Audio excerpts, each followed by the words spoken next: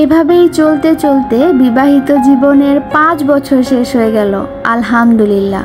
আর এই 5 বছরে আমার সবচাইতে মূল্যবান গিফট হচ্ছে আমার কলিজার টুকরা, আমার 7 রাজার ধন, আমার ফাতিহা। ফাতিহার বাবা চাচ্ছিল এবারের আমাদের অ্যানিভার্সারিটা একটু স্পেশাল করতে, কিন্তু সামনে আমাদের একটা প্রোগ্রাম থাকায় আমরা এটা ক্যান্সেল করেছি। যাই হোক, এবারের অ্যানিভার্সারিতে আমরা তেমন কোনো কিছুই করব না, মানে একজন আরেকজনকে ট্রিট দিব, দুজন মিলে এটাই চিন্তা করেছি। ডে 1-এ হচ্ছে ফাতিহার বাবাকে আমি ট্রিট দিচ্ছি, আর তারপর দিন হচ্ছে ফাতিহার বাবা আমাকে ট্রিট দিবে। তো আমরা খিলগা আসছি, কারণ এত বেশি গরম, দূরে কোথাও যাওয়া সম্ভব না। পরপর 2 দিনের ভিডিও আজকে ছোট্ট করে তোমাদের সাথে শেয়ার করছি। ফাতিহার বাবা লেবানিজ খাবার ট্রাই করতে চাচ্ছিল, তাই ওকে ওর পছন্দের খাবারই আজকে খাওয়াবো।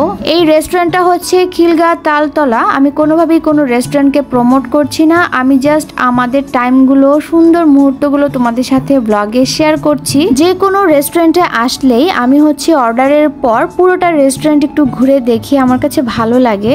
এই রেস্টুরেন্টের ভিতরের ইন্টেরিয়র ডেকোরেশন আমার কাছে তো ভালোই লাগছে, একদম শান্তশিষ্ট একটা পরিবেশ। আর এই শান্তশিষ্ট পরিবেশটা অশান্ত করতে আমার মেয়ে একাই যথেষ্ট, মানে সে কোনো রেস্টুরেন্টে আসলেই হয়, একদম পুরোটা রেস্টুরেন্ট সে মাতিয়ে রাখে। আর এই তো আমাদের খাবার চলে আসছে, আমরা আমাদের পছন্দ মতো একটা প্লেটার অর্ডার করেছিলাম, আর এই প্লেটারটার নাম মেবি ছিল বুম বুম, মানে এটা হচ্ছে ওদের সিগনেচার প্লেটার। তো ফাতিহাকে একটু একটু করে খাওয়ানোর চেষ্টা করছিলাম, আর ওকে খাওয়াতে ওর সাথে সাথে আমারও পুরো রেস্টুরেন্টটা দৌড়াদৌড়ি করা লাগছিল। এখানে সুন্দর একটা দোলনা ছিল, এই দোলনাগুলো ম্যাক্সিমাম রেস্টুরেন্টেই থাকে। তো আমাদের খাওয়া দাওয়া শেষে আমরা হচ্ছে এখন চলে যাচ্ছি।